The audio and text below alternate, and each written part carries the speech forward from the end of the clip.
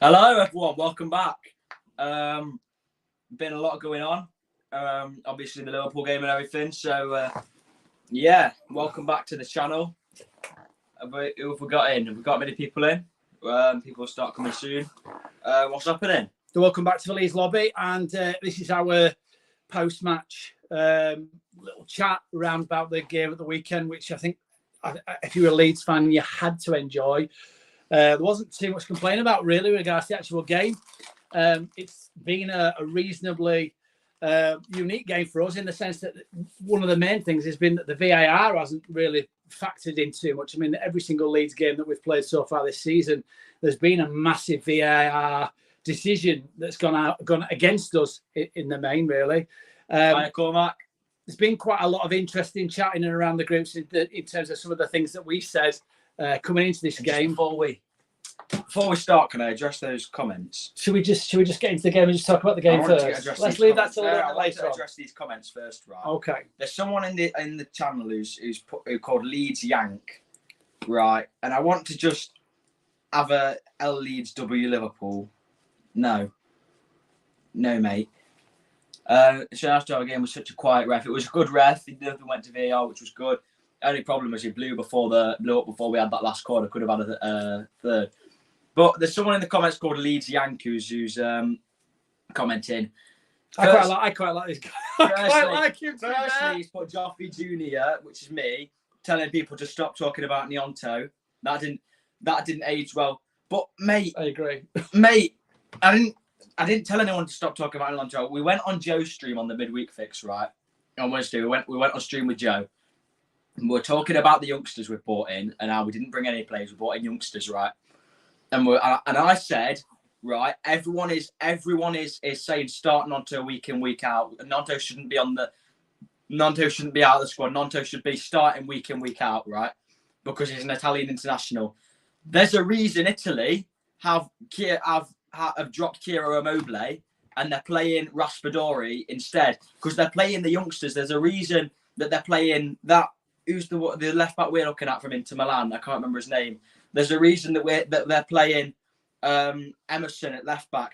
They're playing younger players. They're looking at they're assessing their options, right? So whoever's telling me to stop talking about Nonto, I'm not told anyone to stop talking about Nonto.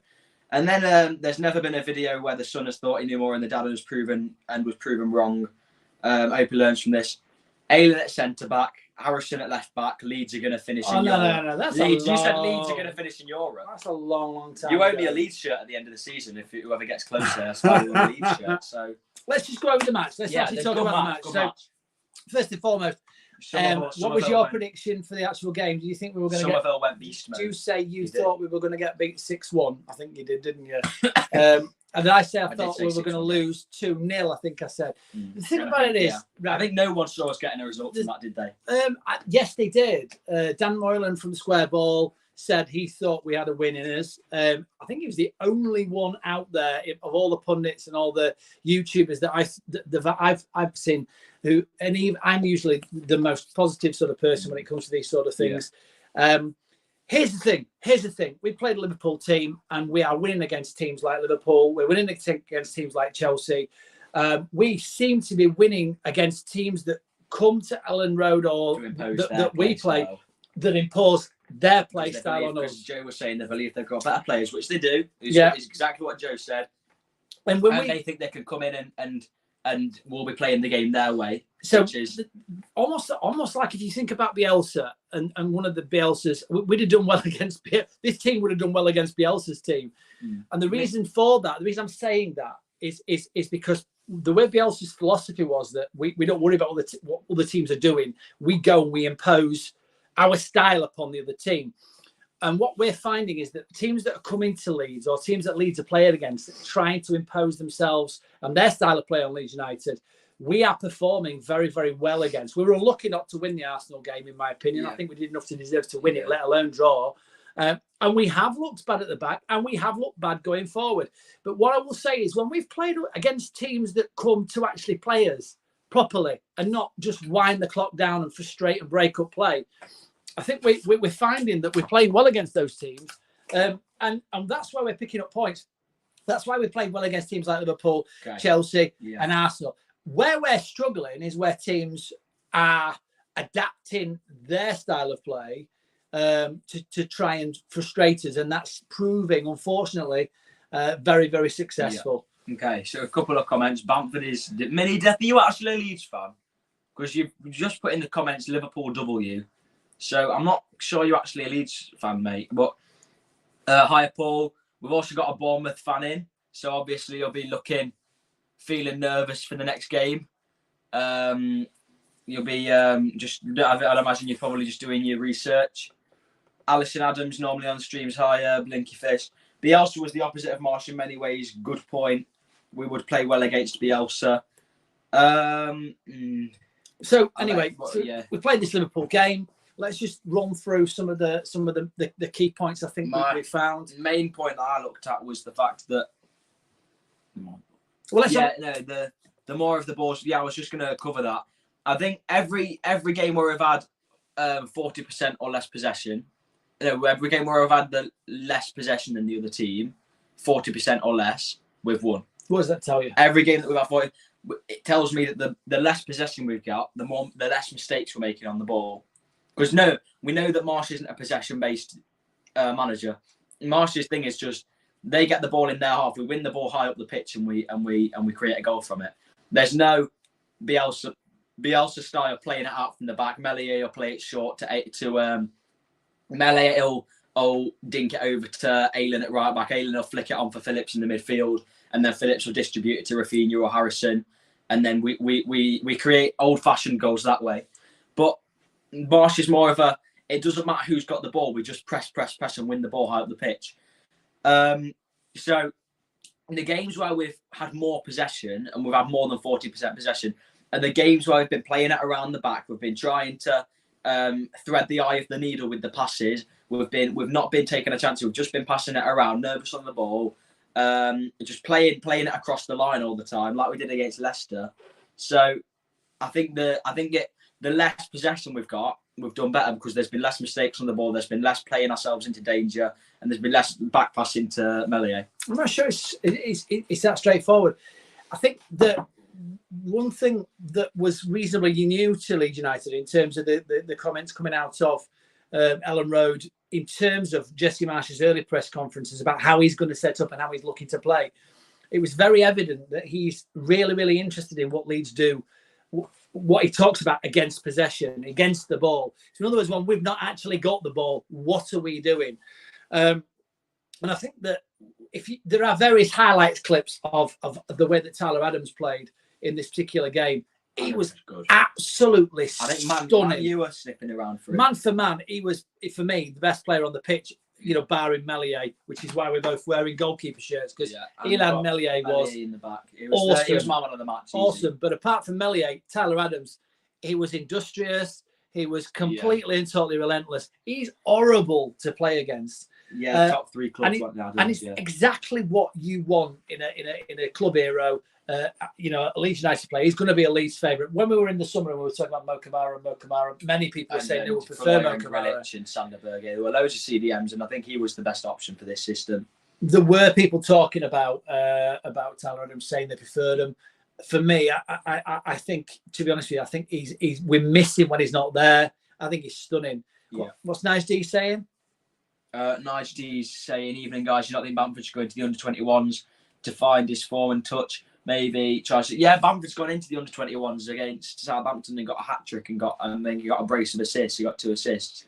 So he finds his form in the under-21s, and then he's just abysmal in the first team. Is JT was saying, he's so one-footed, man, and he's the amount of times you see him trying to slice it with the outside of his left rather than just tapping it in on his right. That Rodrigo chance, how much would you put on that Bamford would have missed the goal Rodrigo scored?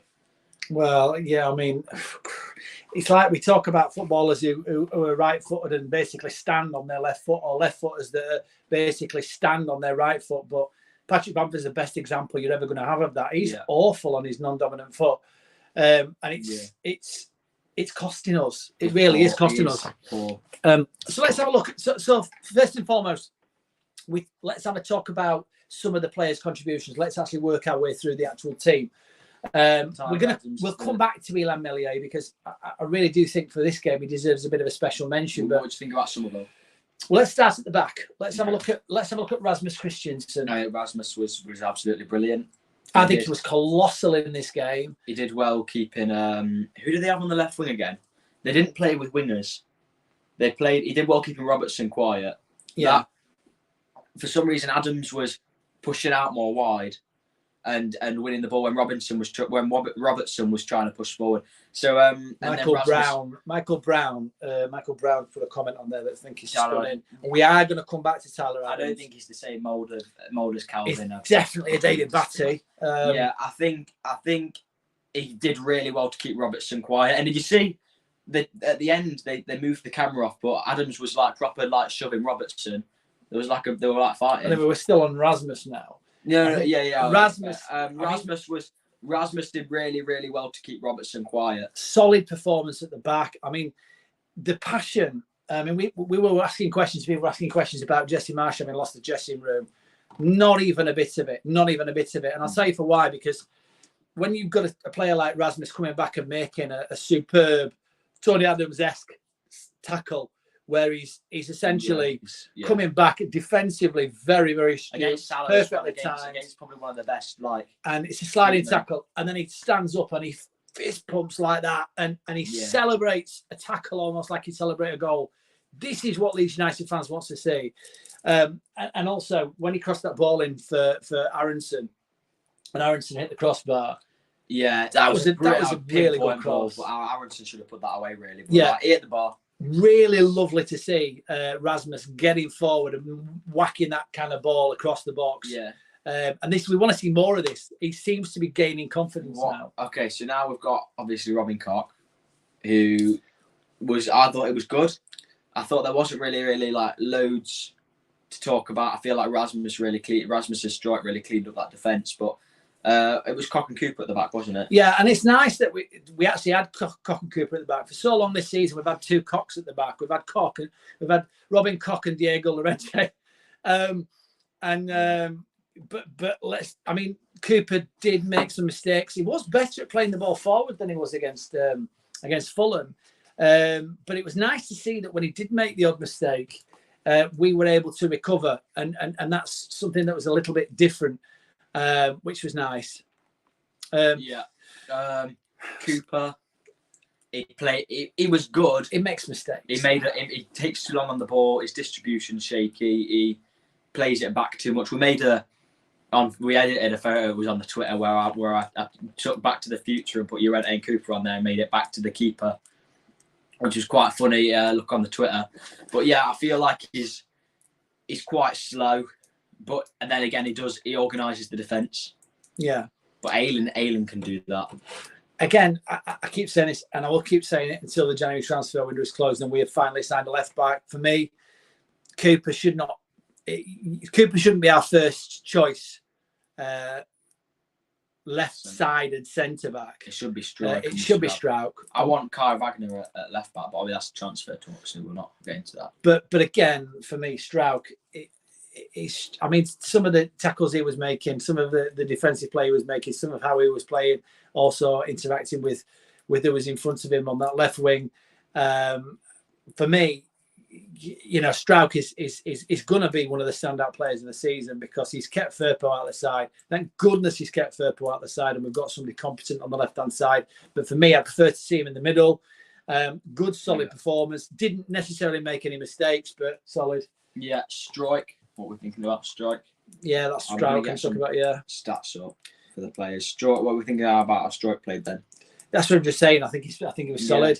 I think the real star in the defence was Rasmus and Meslier, weren't they? Yeah, I mean, goodness me, Meslier was absolutely. It's just stunning. It's just absolutely stunning. I mean, the saves he's making. He's making saves that he should make, but he's also making saves that our worldies. I think he pulled 2 or 3 worldies out. Matty's put what left back would you like us guys to buy? Yeah. What striker also? I've just said Kai Wagner from Philadelphia Union's on a. Obviously, if the board's going to do it cheap, Kai Wagner's on a free. Anthony Robinson maybe. And then I've also said can't remember his name now. Charlie Taylor is a good option, but there's it's Patrici, guy from Inter Milan's the guy that I think we're going to get. For me, I just want somebody that's going to be better than better than Strauch, and somebody else that's better than Firpo, ideally, because I want Strauch in the middle. I think if Leeds sign a left back that's better than Firpo or as good as Strauch, we're now in a situation where our defence improves in two positions. It improves at left back and it also improves at centre half because Strauch now sits in there instead of keeper or Llorente. So ultimately, we're getting two players for the price of one because we're actually getting somebody to move into a position where we're improving in the squad. Striker, I think we're going to get is probably Ben Brereton Diaz. I think he wouldn't have fit the Bielsa mold. Bielsa likes an out-and-out striker, really, or a striker who drops deep. Whereas Marsh likes sort of a wide man striker. Someone will go out wide and play as a winger as well. So I think Brereton Diaz fits the mould and he's also on a free. So I think that's Noah Okafor is a good shout, but I don't think he fits the mould. So moving on to the sort of middle of the park, and looking at, I mean, Datar's put a good comment on there. Tyler Adams is turned to a world-class destroyer, but his offence is what is surprising. Haven't seen much of that in the USMNT. Yeah, he made some good forward passes, didn't he? He's very progressive. He made the pass to Nonto when Nonto flicked it over Milner with his head. You have to say, guys, and for anybody there that's a USMNT fan, anybody that is in the States and watching this, I know we have got quite a few fans who are from the other side of the pond. I have to say, I am. I'm not the only person to say this, but I think the two most consistent players that we would really, really miss if they weren't in the Leeds side in some of these games would be Tyler Adams and Brendan Aronson. Those two boys are just the core of the Leeds team now. We were in a situation where we hadn't invested in the middle under Bielsa. We invested very much out in the wings, and we were lacking in the middle. Now we seem to almost be the other way around. Yeah. And we're not got the width that we ought to. But in the middle of the park, I feel like Somerville's really come through, hasn't he? So, and James is going to come back from loan. I don't think there's a buy option in James's loan clause. So I'm not even sure. I particularly want James back, if I'm honest with you. If we go and get Brereton Diaz, then that sorts that. Yeah. Zach Verry's asking about fantasy football. I'll probably do that later if I remember. Tyler Adams. Solid 8 or 9 performance. I mean, great player. The amount. I mean, I saw a highlights clip that was on Twitter, and I put the link up for it in the comments if I get a chance afterwards. But and he just intercepted the ball over and over and over and over again, and then managed to pass it to a Leeds player. And this is one of the things that you forget. He doesn't just win the ball; he actually does something with it. Yeah. This is what's been frustrating about Rodrigo is he feels the need to come back, and he's just awful. Yeah, he's a good finisher. Like he's a clinical finisher, and he's shown that this season. You can say what you want about our last season. You missed this, and that. He's shown this season that if you put a goal on a plate for him, Bamford would miss. Rodrigo would score. If you give him the chance to score, he'll take the chance. He won't necessarily score, but he'll always take his chances. Whereas Bamford will sometimes take the extra touches. Same with Joffrey. Joffrey will sometimes try and run with it and try and get closer to the goal. Just run at the defenders as he does. Rodrigo, if you give him a chance, he'll take the chance. That's good sometimes, but not always. So anyway, we move on to Mark Roca.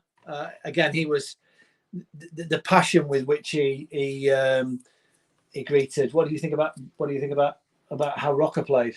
I didn't see much of him. I feel like Adams really bossed the midfield. Roca made some good passes though, and I feel like he just kept the engine in the midfield going, didn't he? Yeah. So if we move out to the and obviously we started the game. We had wingers. We had Harrison on the right and Somerville on the left. I think it was Harrison started on the left. Somerville started on the right. Okay. So yeah, Harrison was on the left, and then at half time, I think when we needed the goal, he switched to inverted wingers because Somerville's right-footed. Yeah. Somerville's both feet really. Yeah. But he's mainly right-footed, so he put Somerville on the left and Harrison on the right. Harrison, did you see that chance that he had on Alisson as well, where Rodrigo put it through for him and he had it on his... He just took it out wide, didn't he? No, he shot him and Alisson saved it. That's right, yeah. Because he's another one-footed player. He took it on his left when he should have just had it on his right. Yeah, and this is it. I mean, look, at the end of the day, Harrison, I don't think had the best of games. Somerville, and I'm gonna level this. I have been saying that. I've said that I think he's ready personally. I've been saying I don't think he's ready. That goes back. And now I think he's ready. Leeds Yank saying that I've never been argued with you and been right. I've also said that Somerville's gonna be ready. So, no, don't be wrong. What I've been saying about Somerville is it looks a little bit lightweight at this level. So is Sterling. But I do think he's very much going to be of the Raheem Sterling mode, and I do think that he's going to grow to be that. But the last 2 games he scored 2 goals in 2 games, and 2 goals. He started 2 games and he scored 2 goals. So But we've watched him in the under 23s last season, haven't we? And yeah, he gets hat trick like pretty much every other game. He's a great player. I mean, he was banging them in left, right, and centre from all angles, hadn't he? Really? Yeah, he's a really good player. So to see him stepping up and actually doing this now. Yeah, he's another winger we bought from Feyenoord as well. We bought Sinistera from Feyenoord and Somerville from Feyenoord. What does he go with in the next game? I mean, Somerville's now. I'd drop Harrison personally. I'd either drop. Who'd have thought that? Who'd have thought that? Yeah. Should we just touch on? We've touched on Rodrigo, haven't we? So we've got to move on to Aronson now, haven't we? Yeah. He pressed Gomez into last week really for that first goal. If he pressed Gomez anymore, he'd be back playing for England, but that's never going to happen again, is it? So after the shambles that Aronson put him through, poor back pass. I literally just saying as we scored, we were talking about where we think we could get a goal from, and I said Alisson comes off his line too much to collect the ball and to distribute it because he's really good ball. He didn't come off his line when Gomez passed it. That would have the problem. I was just literally talking to my dad and Jack, my mate.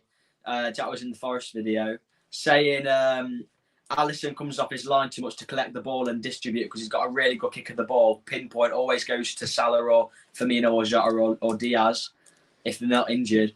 But he comes off his line to do that, and we can press that because that won't work with us because we'll just press him. And then literally 10 seconds later, Aronson pressed Gomez into next year. Alisson's come off his line to collect it and he slipped, and it's put on a plate for Rodrigo. It's brilliant. And did you notice at the start of the game everyone was slipping? It was quite a slippy pitch, wasn't it? Yeah. We know Jurgen Klopp doesn't like dry pitches because when they drew with Fulham, he said in the interview the pitch was too dry. Yeah. So they've obviously watered down the pitch and it's not done well, has it? No, that's right. And but I do think again. I do think Aronson again is somebody that is.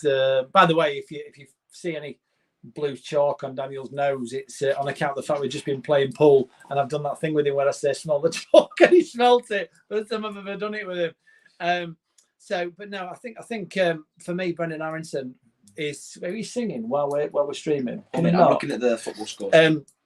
It was like it's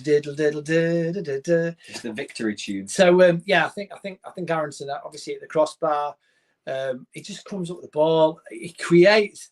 We talk about winning the ball in areas of the field where we can work our way towards goal, where we're already in a danger position for an opposing team.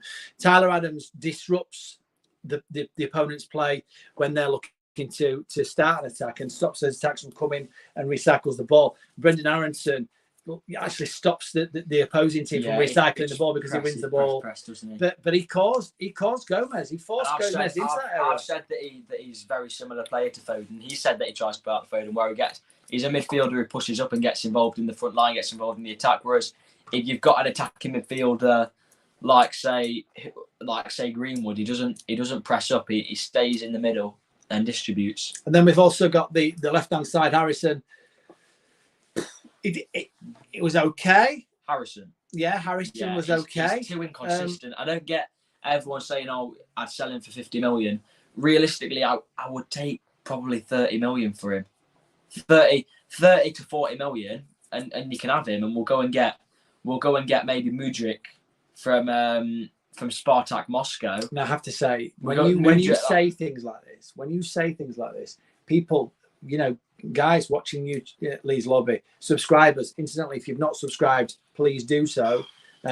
If you've not liked the video, please do so. Hit the notification bell. But what our subscribers are going to start doing soon is they're going to start clipping you. Because you say this sort of thing about Harrison, and the next game Harrison's liable to come and score a hat trick or something. And then you'll be like eating your words, and you'll be saying, "Oh well, I said that, but Listen, right? Mudryk plays for Shakhtar Donetsk. Donetsk. Why is the T after the E then? No, it's a foreign language, isn't it? We've been looking at him, right? He's so far this season, he's scored 4 goals in 7 games. He's got 5 assists, so he's got 11 goal contributions in 7 games, he's right? Playing in a different league. But I don't know. Arsenal are after him. Yeah, Liverpool after him. May well be, but we don't need to reinforce really. He fits Marsh's system more, being an inverted winger. We don't really need to reinforce now. Yeah, I'm throwing.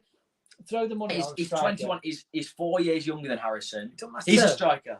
He's a left winger and striker. I'm saying, no, just wait, right? We've got selection issues. Who here can say that every game this season they've been absolutely buzzing with Harrison and he's a future world class talent? You've got because it's never. You've now got Somerville coming through. Listen, you've got Nonto now coming. Unless Frank Lampard gets the England job, right? He's never playing for England. Let's be real, right? That would be the one good thing about Frank Lampard managing England because he loves Harrison. I don't necessarily want a player that plays for England. Right, I know, but he's too inconsistent for me.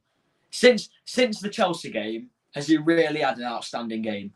No, but he is also quite often double marked. But he does take too many touches. Since the Chelsea game, he's been. How many times have Leeds got the ball in around the box and we're just going shoot! For goodness sake, shoot! Even what was it? The Harris. There was a game where the Fulham game where Harrison took way too long to shoot his shot, and we were nearly lucky Rodrigo was waiting at the back post because it was going out and Rodrigo headed it in. What do you guys think about Harrison? But what are you guys watching the video think about Harrison? 35 million, 40 million for him, and I think that would be an absolutely brilliant. We take that money and we go and get Mudryk. We go and get even Trossard is a similar player to Harrison. Trossard's really similar to Harrison. Football don't work like that, Dan. I'm sorry, mate, but listen, we know what we get with Harrison, and quite often he frustrates. Yes, we can bring somebody in who's playing in another league and looks like he's doing very, very well, and we can bring him into the Leeds side. And it can be like a Junior Firpo or a Jean-Claude. It can be a Gustin. It can be absolutely awful. If you want Eberici Eze for Palace, you're talking like 70 million. He's an absolute power ass. Or even this is why people talk about Premier League proven players and spending money on. Is he? Well, how many times since Bielsa? How many times has he had a real run of maybe 4 or 5 games where he's been absolutely outstanding? How many times have you played a run of 4 or 5? He played the first 8 games we played. This season? Sorry, the first 5 games we played. No, he played well in all of those games. What, the first 5 games of this season? Yeah. I mean, look at the fixtures, right? Because I don't know he wasn't. Cool. What do you guys think? Do you think Harrison's had a run of 3 or 4 games? I think he's really valuable. Tell me in the chat. I think he's a really valuable player, but he's one of the players that can be replaced, right? I'm not sure. He had a good game against Wolves, right? It was okay against Wolves. Okay. Yeah. He got man of the match against Wolves. There you go. So it was okay against Wolves. Southampton, he got an assist. Yeah. There you go. Okay.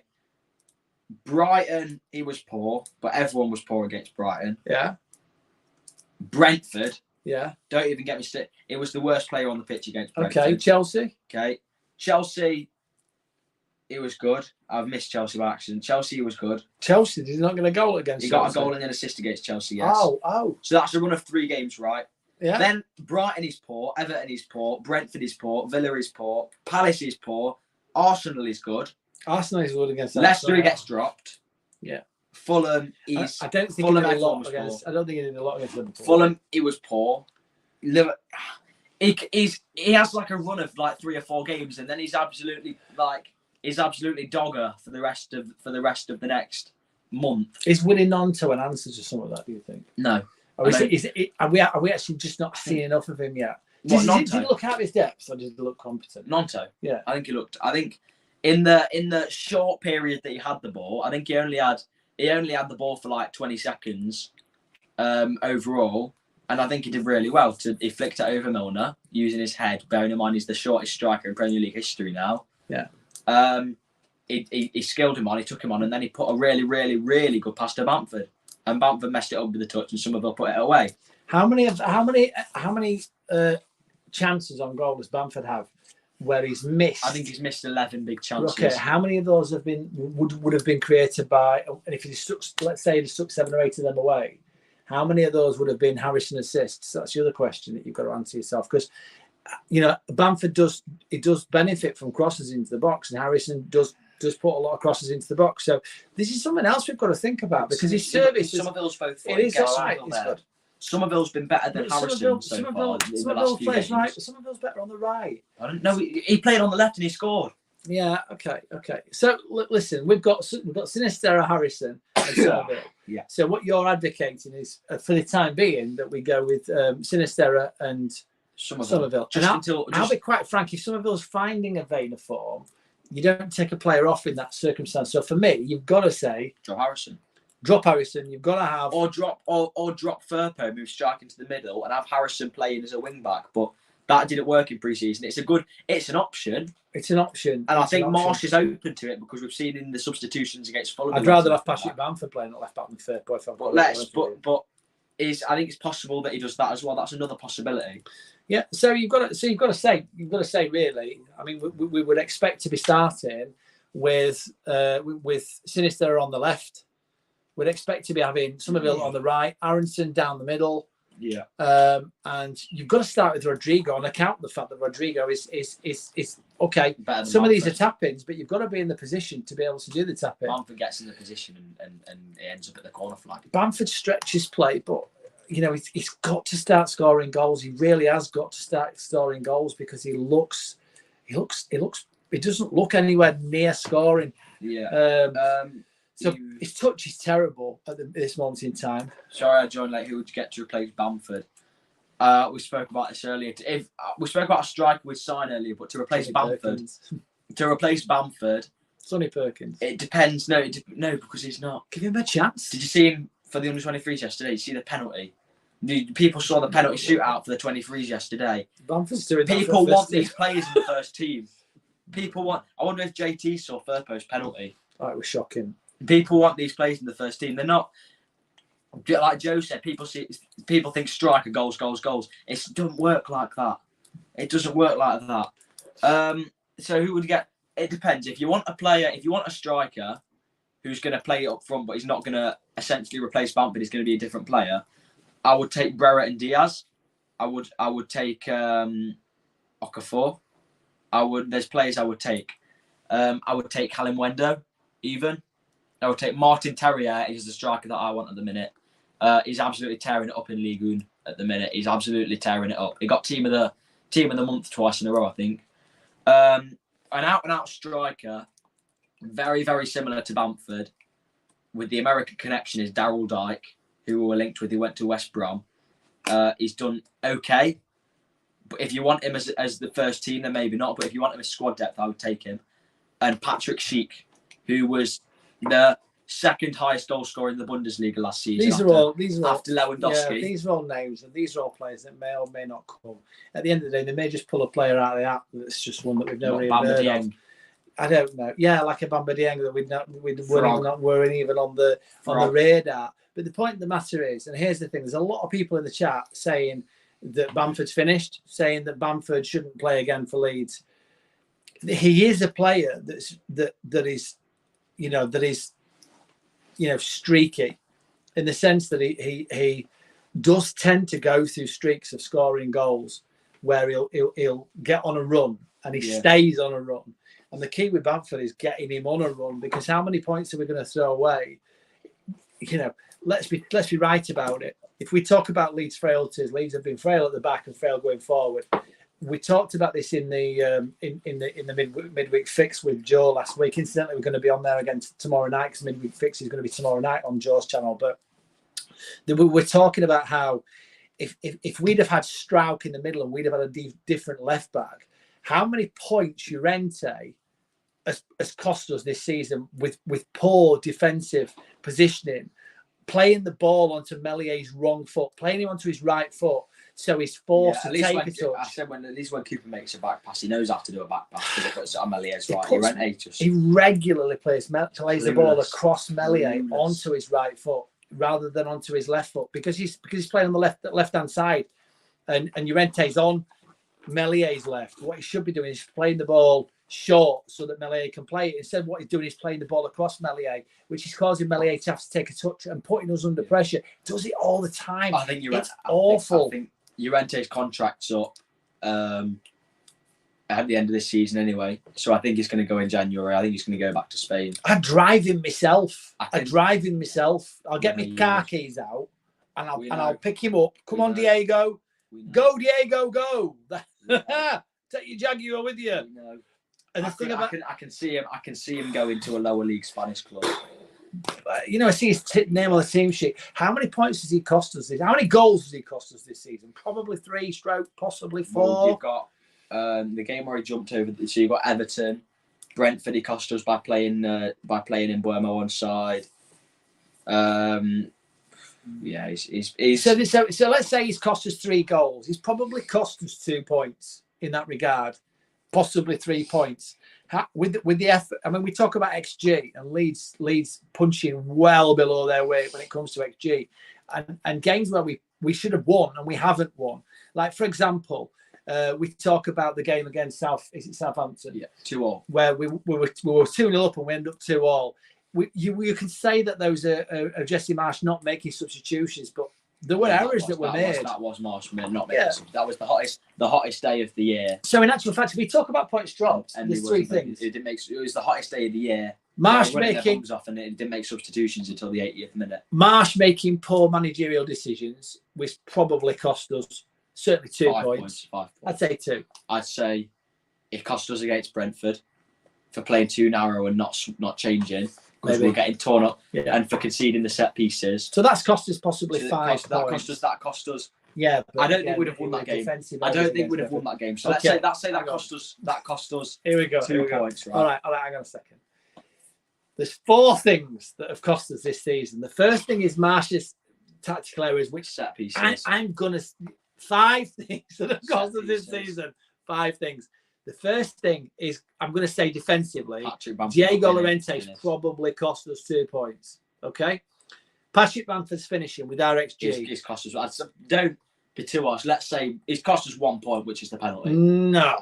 Mate, come on. He's probably cost us 3 points. It certainly cost us 2 or 3 goals. When's he cost us 2 or 3 points? Well, he's cost us goals. He's cost us goals. It was a game against Arsenal where the ball, it was harder to actually miss the target than hit the target. That's what I'm saying. No, I'm not on about the penalty. I'm on about when he's in front of goal and he took it on his. It was almost an open goal. He's cleared it off the line. Well, that's different because if he'd have taken that touch, then maybe the play wouldn't have happened. It cost us that game. No, it cost us a point in that game because that was before the penalty. Okay. So wait. If it had scored that, there would have been a penalty. There would have been a penalty. Yeah, okay. He had the opportunity. He had enough chances in that game. When else has he cost us 2 more points? To win us that game. 2 more points. To win us that game. Where else has he cost us 2 more points? He had the chance to draw us that game. Okay. Where else has he cost us 2 more All right. points? Okay. That's so that's 2 things. That's the defence. That's the attack. Jesse Marsh in a game against Southampton, not making changes when he should have done. Probably cost us 3 or 4 points.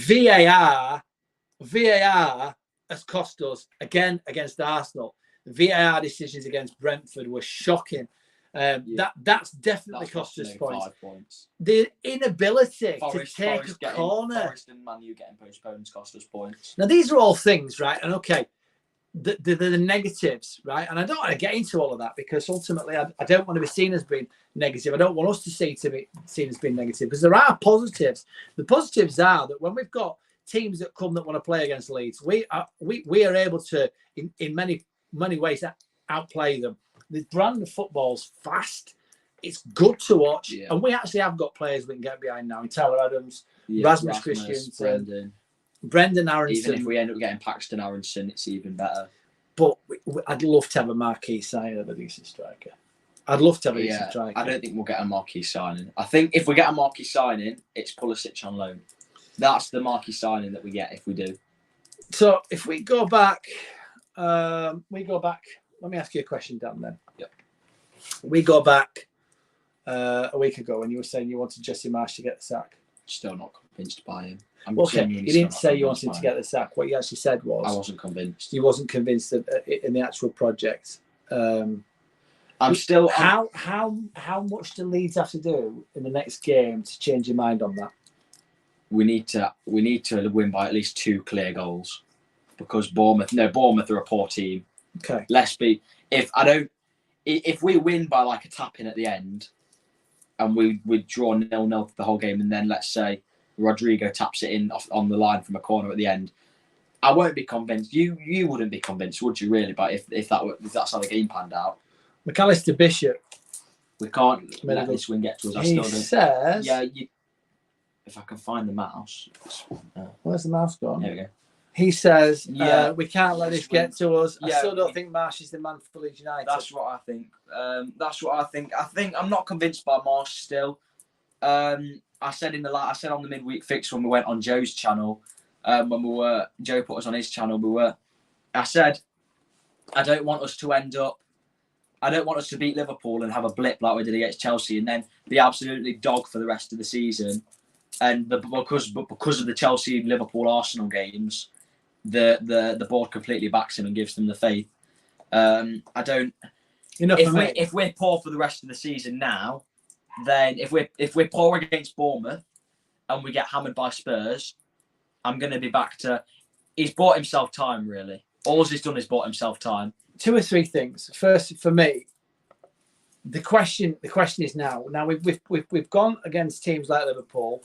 We've gone against teams like Arsenal. We've gone against teams like Chelsea. And we've given them a really good run for the money. In terms of Chelsea, we completely dominated them. Yeah, they were on the ropes. They were naive in terms of how they came and play against Leeds. Teams like Everton, who are willing to just frustrate games. Could you imagine watching Everton week in, week out? Goodness me, it'd be enough to go and hang yourself. Aston Villa, teams that come to Leeds and just frustrate the play, we struggle against. But teams that come to play and come to actually set up stall, we're able to give them a run for the money. The question now is, when we play against Bournemouth, if Bournemouth turn up wanting to frustrate the play, the question is how well we're going to fare against that and whether Jesse Marsh is going to be tactically astute enough to handle that at the weekend. That's going to be a key question for what goes on with the rest of the season. For the rest of the season, that's why I think this game coming up is really, really key to where Leeds United go from now on. Whether this project is going to be a success or not. Should we do the... One other thing I wanted to just say. Yeah. Would be very likely Leeds United to win against Bournemouth now, to go and win against Tottenham, and the board to suddenly start thinking, we don't need to sign a striker. We don't now need to sign a left back. The left back I was on about earlier was Parisi. Please don't. Italian left back Parisi. Please don't. Radrizzani, if you are listening, please don't put us in this situation where we have to be threadbare at left back and up front again because we go and win the next 2 games and then we come back after Christmas and get bogged down again. Learn from what happened under Bielsa when we had all these players out and we didn't strengthen the squad in January like we ought to have done. Do you think Leeds will beat Bournemouth? What do we think? For me, do I think we'll get a result against Bournemouth? Do you think? No. Do you think we'll beat them? Because realistically, we need to be beating them. Really. Yes, I do. You think we'll beat them? I do because I think. But then again, we played against Chelsea and then we're awful in the next 2 or 3 games afterwards. I think the difference now might be that we're perhaps realising where tactically the frailties are and hopefully we're working on them. Okay. What do you think?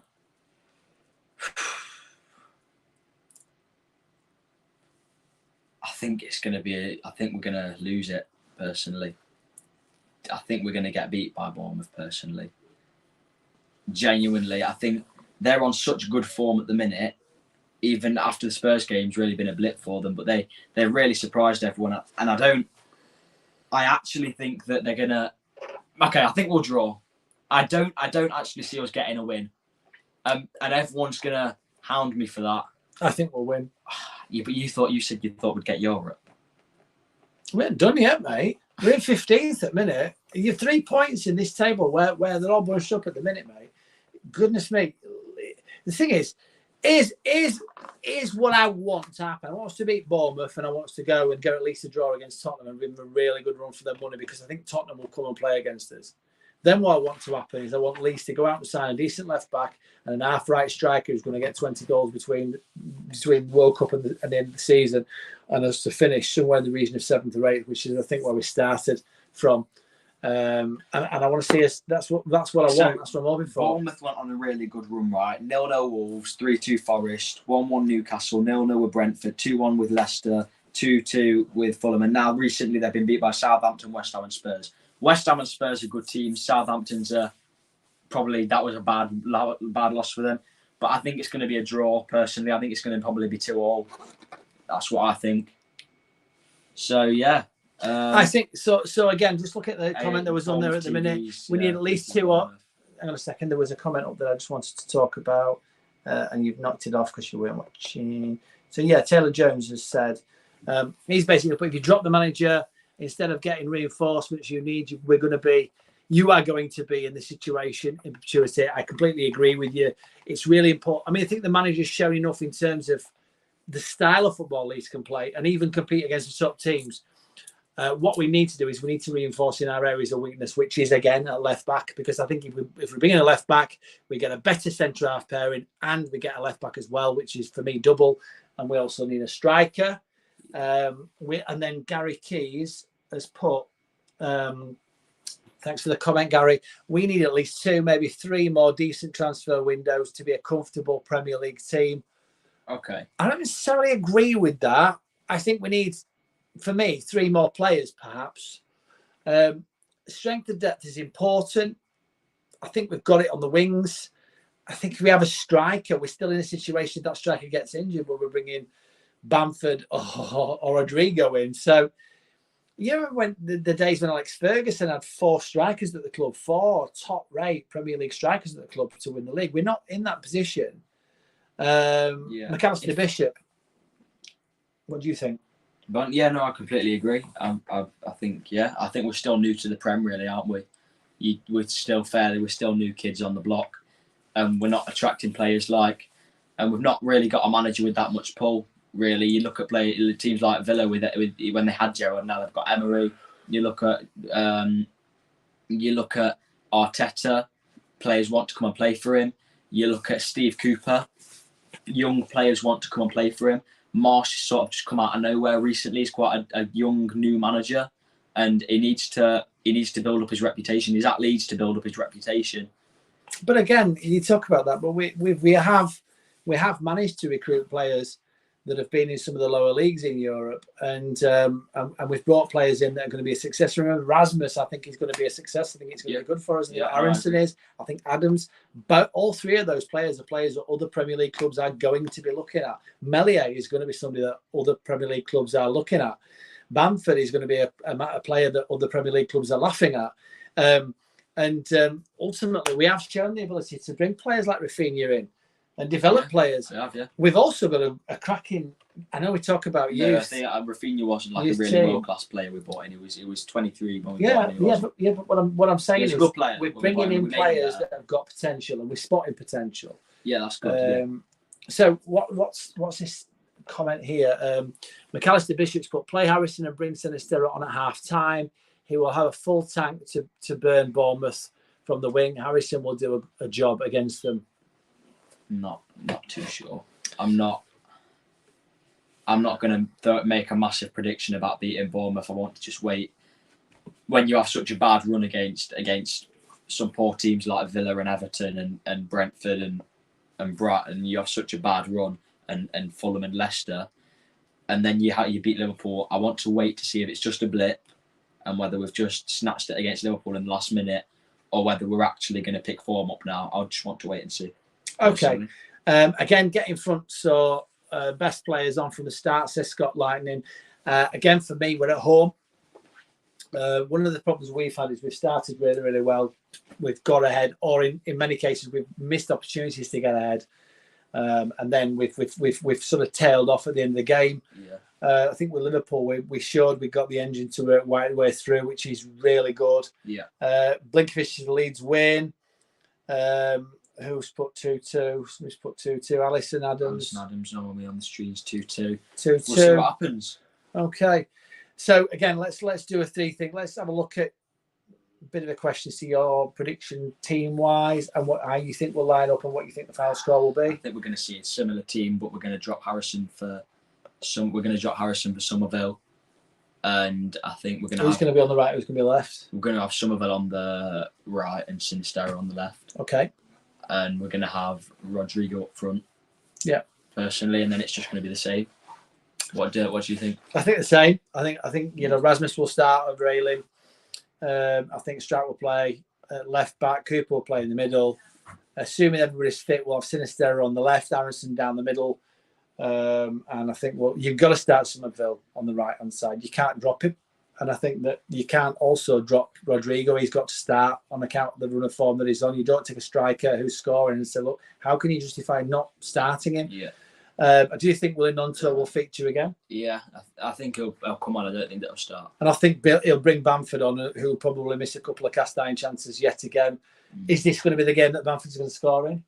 I think he will. I think Bamford's going to score this game personally. I think he's going to get his chances, and I think he's going to score. Yeah, I think Bamford will probably get a last minute winner, and we'll all think Bamford's amazing, and we'll come back this time next week. And people who are saying that Bamford's done, maybe. I think we'll not be eating humble pie because he's got a lot of bridges to build in terms of his injury proneness and his inability to use his non-dominant foot and all that kind of stuff. But we've got to hope, haven't we? Score-wise, what do you think the score's going to be? 2-2. No, I don't necessarily think Bournemouth's got to be. Well, they had 2 in the tank against Spurs. I think we're going to win 3-0. Right. I think Meslier is, because we haven't really talked about Meslier. We did at the start. He's the best young keeper in the country. There's not really much to say about it, is there? He's such a good player. He just makes some saves look good. I mean, one-on-one, I think Meslier is just some, is looking really good one-on-one. We took up talking about being Spider Boy and the only criticism I've got him is he needs to, quite like Somerville, he's got quite weak arms. The lad. Against Fulham, the ball came in and he got a touch, but it just knocked his hands back and went in because he's just got quite weak arms. Yeah. But even when he doesn't catch it and he just hits it away, he could catch. There is work to do there, but I do think he's got a great shot stopper. He's the heir for Lloris in the France squad, isn't he? Really. And his position on the one-on-ones is brilliant. The problem has been with Meslier with distribution. If you talk about Mellier's distribution, it's Diego Llorente has been playing him onto his wrong foot and playing him onto his right when he's left footed. That's the main problem with Meslier. So again, thanks ever so much for watching the video. It's been great to have you on. If you don't already know, we're going to be on the midweek fix tomorrow evening on the Just Joe channel. So join us there. If you haven't already subscribed, please hit the subscribe button, hit the notification button so you see all our live content. And by all means, if you're watching this video later, hit us up on the chat. We do try to respond to all the comments. And we will see you hopefully sometime before the Bournemouth game. And hopefully it's after the Bournemouth game, we'll be seeing a win. And looking forward to where we go from here. So thanks so much for watching. It's going to be a win. See you next time. Cheers to that.